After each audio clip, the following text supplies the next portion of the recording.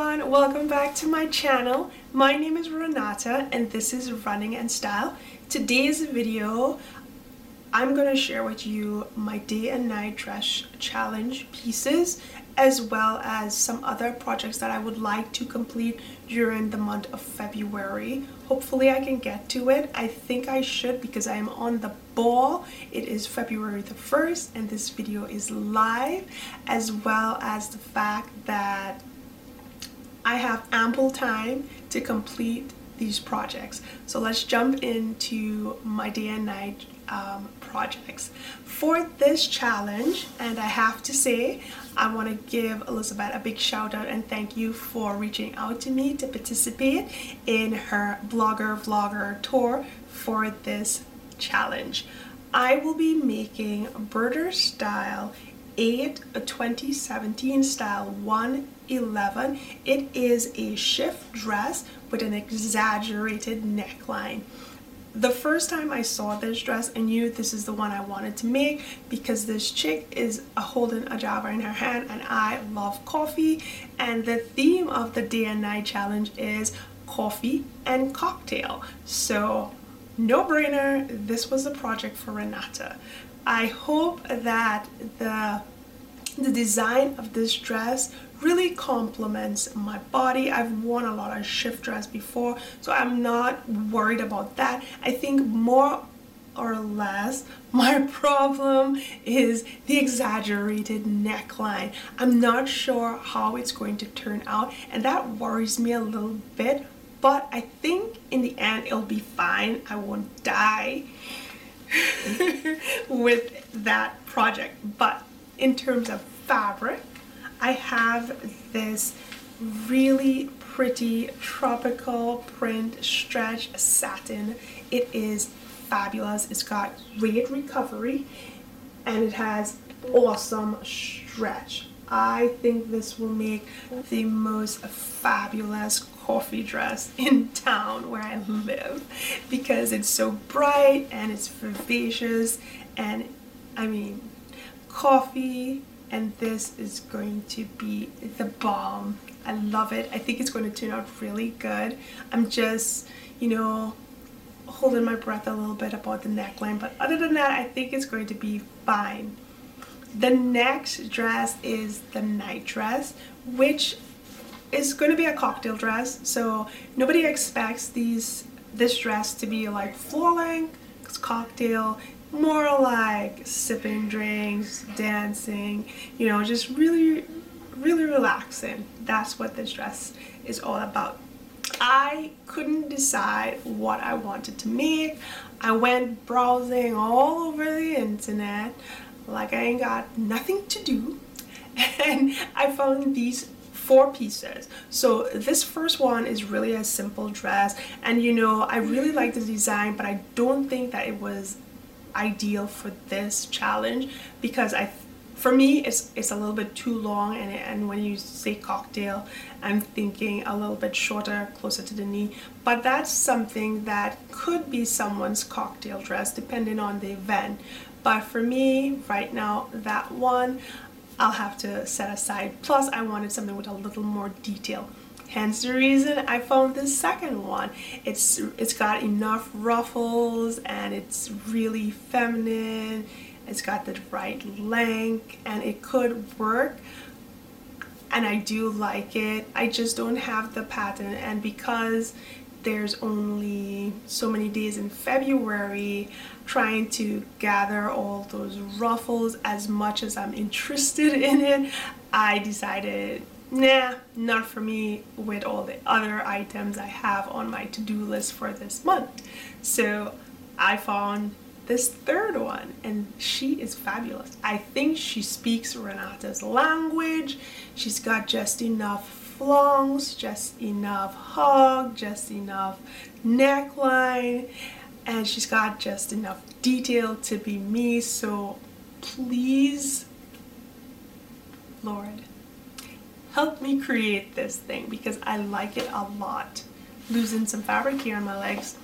I like it a lot. I think it's got so much potential. It speaks to me. It's totally who I am. I love the design and I'm going to try my utmost best to make that. Before I show you the fabric for that dress, let me show you the fourth dress, which was a real contender for me to make. This one has like a $3,600 price tag, which does not fit in with my budget, but I do love the detail of it. It's simple, it's got a really nice shape. I think what is speaking to me is the color and the fabric, just the play on where the pieces lie. It just draws your eyes to certain areas, and I really think the fabric is doing the job on this one. So if my prize dress fails, I will make something similar to the fourth option. So here's the fabric for that dress. It was gifted to me by my boss. It's another fabric from India, but this one I received 2 years ago and I haven't touched it yet. As you can see, it's got a lot of intricate detail. The thing is with this one, it's really thin, and then if you look at this, it's going to have to be lined. Nobody's going to want to have that on their skin continuously, plus it's super thin. I know in my blog post I did say it was extremely itchy, but it's not too bad. It's just you don't want to have this kind of thing rubbing on you all the time. So I'm going to have to figure out what to line this with. And if I don't have enough fabric to make all the flounces, I might find some solid black to incorporate into the flounces, which might add a lot of texture and detail to the pieces. So those are my day and night dress for the challenge. I think it's going to be a fun one. All the information you need about this challenge will be in the description box, as well as a link to Elizabeth's website where she is sharing with you the prizes for the community event. Now, the other projects that I hope to work on for this month is, I cannot share the fabric at this time because they're not released, but these are for pre-release fabric. And the first project I'm going to be working on, actually this is going to be the first project for the month because they're due around the second week of February. So I don't sew a lot for kids, but I'm going to make this for my Sophia. It's an auto braid and it's an older pattern. This is from 2008. I think it's such a girly little dress. It's so cute, and I think the fabric that I've chosen is going to work really good. Here's another view of that piece right there.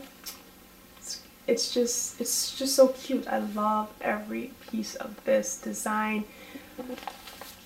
So wish me luck because I do not sew kids projects, and I'm always worried that I don't do it very well because their bodies are smaller.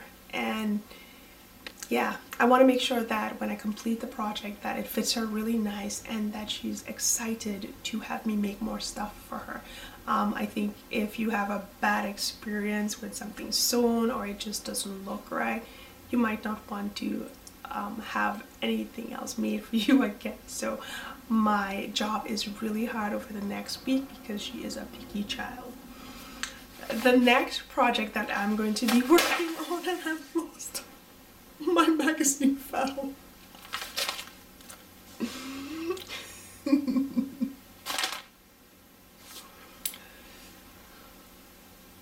The next project that I will be working on, this one is for me.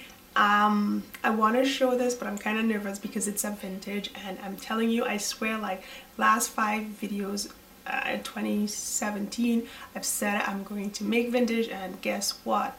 Come hell, come high water, there has been none sewn by me. So this is the one that I will be working on. I hope to work on version B right here. I love this neckline and I love the fullness of the skirt. So I have enough fabric to complete this project, and this will be a definite challenge for me. I hope that I can accomplish it, and if I did, I'll be really happy because it's been a long time coming that I've been wanting to make a vintage project and have it completed. So let's see how that turns out. And the last project that I probably should not put on my to-do list, but it just fell into my lap while looking through my stash. It's this Rebecca Taylor dress here. It's really simple and it's quite unique. If you take a look at the line drawing, I really like that. So maybe I'll make it, maybe I won't. And if I do, I'll use this fabric. I think this one will work very nice. I love the color and it's just the perfect one. I think it will work well for the design, especially how this is draping here. So there you have it. Those are my hopefuls for the month of February. I would like to say thank you to all of my subscribers, the old ones, the new ones. Thank you so much for patronizing my channel. I really do appreciate you all. It's very exciting to see more people watching and commenting and being, you know, interactive, as well as sharing what they would like and what they enjoy about the channel. So hopefully I can continue to give you guys more content that will help you along your sewing journey and just inspire you, because that's why I'm here. I want to inspire you to sew more because sewing is really fun. It's fun for me and I know it can be fun for you. So there you have it. Thank you so much for watching my video and I will meet you in another upload. Bye.